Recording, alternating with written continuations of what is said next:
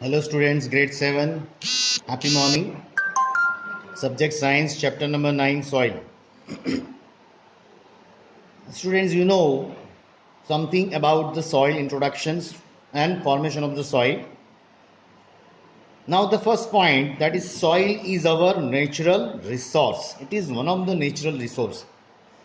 Second point, it is the uppermost layer of the earth crust. Its thickness from Earth's surface ranges from a few millimeters to 3 to 4 meters. Right? Means from the surface of the Earth, the thickness of the soil is round about millimeters 3 to 4 meters. It is composed of various type of minerals. Means the soil which is consist of minerals, particles, gravel, sand, clay, inorganic salts. Inorganic means what? Chemical. So chemical salt like sulfates, nitrates, phosphates, carbonates of potassium, magnesium, sodium, iron, etc. So these all inorganic salt, that is a chemical, they all present in the soil. In soil, it is also consist of organic substances, and that organic substances which is known as humus. That humus contain water, air and living organisms. The soil is essential for existence of plants and animal. Is the last stage. It provides water and nutrients to the plant. Next point, formation of soil. It is formed in the following two steps. Number one, in the first step, rocks are broken down slowly into tiny particles by the action of sun's heat. So due to the sun heat, rocks it will be broken. Then wind, rain, river, water, freezing of water,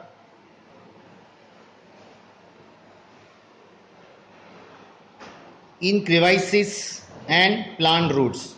So crevices means crack develop in the soil, right? So cracks you can find in that stones, right? So another point, these tiny particles mix with the humus to form soil. In the very beginning, the earth crust was made up of thick layers of rocks. So when it rains over the cracked rocks, water into the cracks, that is crevices, crack means. So during winter, the water freezes into the ice and applies pressure due to its expansion. The flowing water of streams, waterfalls and river also break large rocks into smaller pieces. The strong wind erodes the rocks slowly and steadily by removing small particles from them.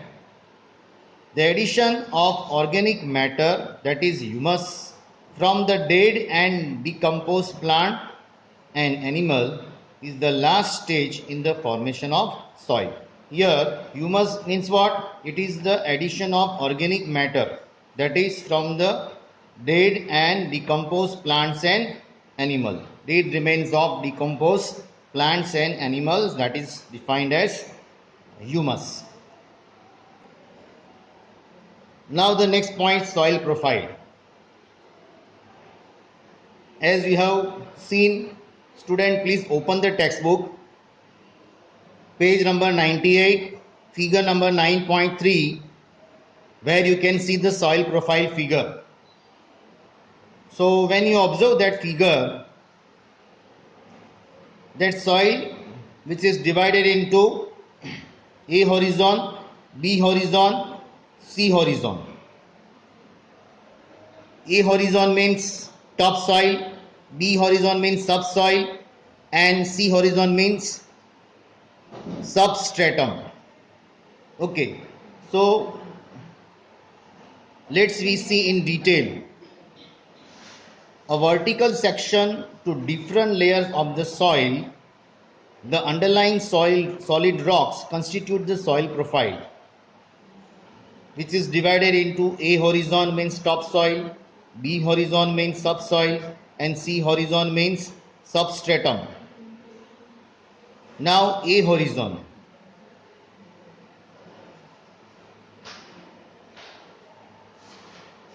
In A horizon, it is also known as topsoil, and it is the uppermost layer of the soil. This is the first point of A horizon. Second point, the color of this layer is darkest since it is the rich in minerals and humus. Third one, this layer is soft, porous and hold more than other layers. It is the most fertile layer of the soil. Plants get all the nutrients and water from this layer. So again I explain this A horizon. This A horizon consists of how many points? You see the number 1, it is also known as the topsoil. It is the uppermost layer of the soil. Second, the color of this layer is darkest since it is rich in minerals and humus. Third one, this layer is a soft, porous and hold more than the other layers. Next one, it is the most fertile layer of the soil because it contains rich amount of humus, right? So plants get all the nutrients and water from this layer. Second point, that is second layer, that is B horizon. That B horizon consists of, this layer lies just below the topsoil, right? So naturally you can see from the figure, it contains a very little amount of humus that generally you can find in the first layer, right? So here also in B horizon also humus is there, but very little amount. Third point, it contains more sand particles and is more compact than the topsoil. It contains more sand particles. Here humus is not there, porous material is not there, clay substance is not there. So it contains more sand particles. So here sand portion is there and is more compact than the topsoils. It contains very little living organism. Means you do not find here that earthworm or that beetle, etc. So it contains very little living organisms, or you can say bacteria. Now see horizon. Student, you just see from the textbook, open the textbook, okay. This layer is lies below the subsoil as it consists of small lumps of broken rocks, that is stones, formed by partial withering of bedrocks, or you can say parent rock. So parent rock, it is nothing but withering of bedrocks, and withering of rocks which is done by that storms or that wind. Okay, so these rock pieces are rich in minerals. It contains no humus. This layer is harder and more compact than subsoil. Below this layer, unweathered solid rock called bedrocks, or you can say parent rock is present. Again, I explain student this, the main points. See horizon. This layer lies below the subsoil as you can see from the figure, as it consists of small lumps of broken rocks or stones which is formed by partial withering of bedrocks or parent rock. Next point, these rock species are rich in minerals. It contains no humus. This layer is harder and more compact than subsoil. Below this layer, unweathered solid rock called bedrocks or parent rock is present. Now the next main point, that is types of soil. As we have seen that soil is a complex mixture of air, water, minerals, microorganisms, decay matter and humus. Different kinds of soil is in different parts of the country. As you have seen different part of the country, different varieties of soil you can find. Now the soil which is generally divided into three types.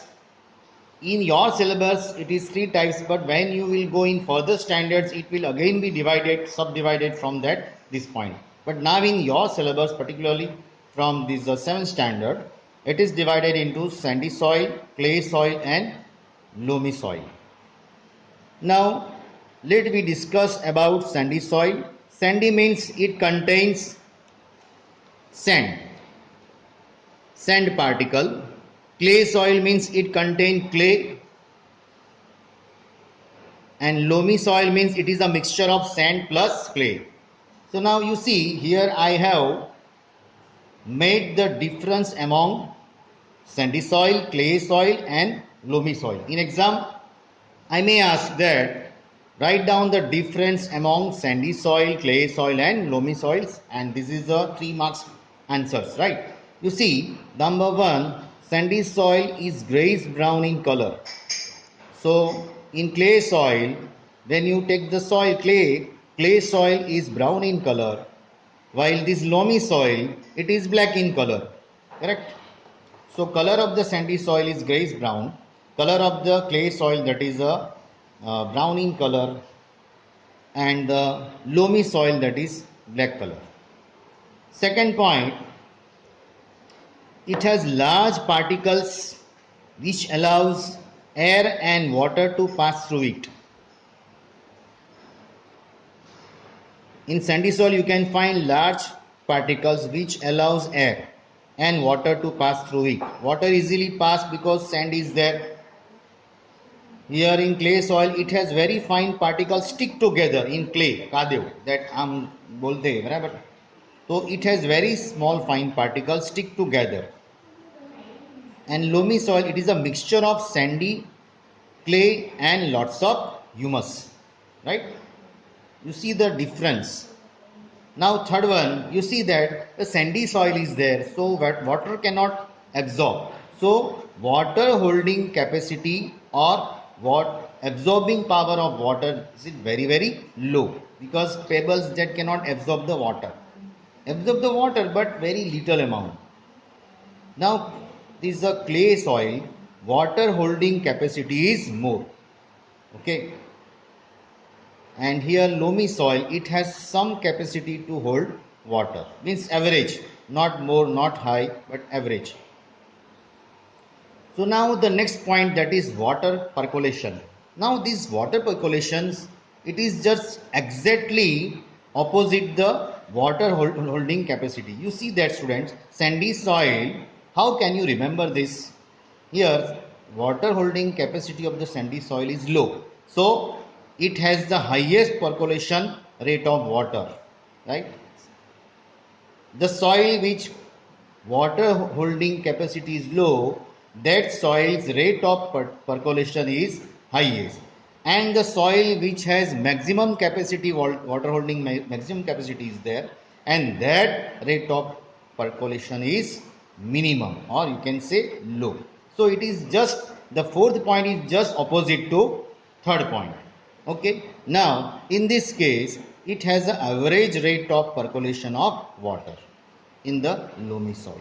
So students, as we have seen that we can conclude that the sandy soil, clay soil and loamy soils, among them which one is the best one?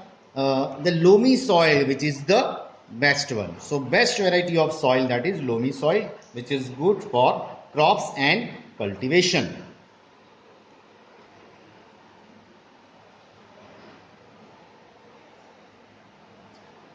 Okay, now properties of soil. Rate of percolation.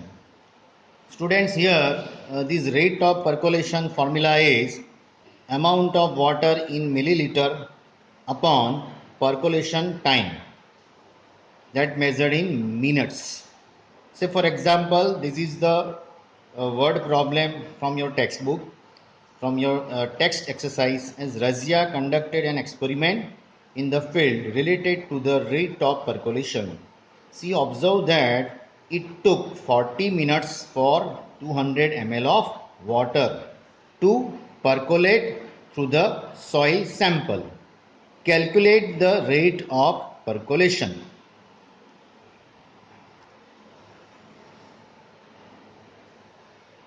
Therefore, rate of percolation is equal to amount of water upon percolation time. So here the amount of water in that numerical it is given 200 milliliter and time is 40 minutes.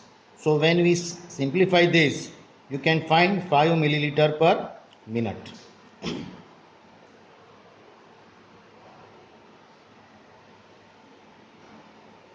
Now, important climatic factors.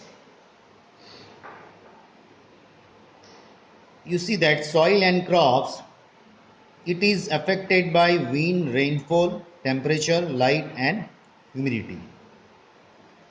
So it affects the soil profile and bring changes in the soil structure due to this wind, due to this rainfall, due to this temperature, due to this light, due to this humidity. These all factors, these are the important climatic factors which affects the soil profile and bring changes into the soil structure.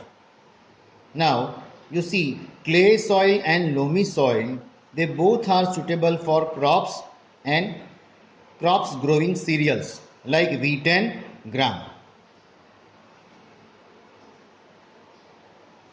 For wheat, clay soil.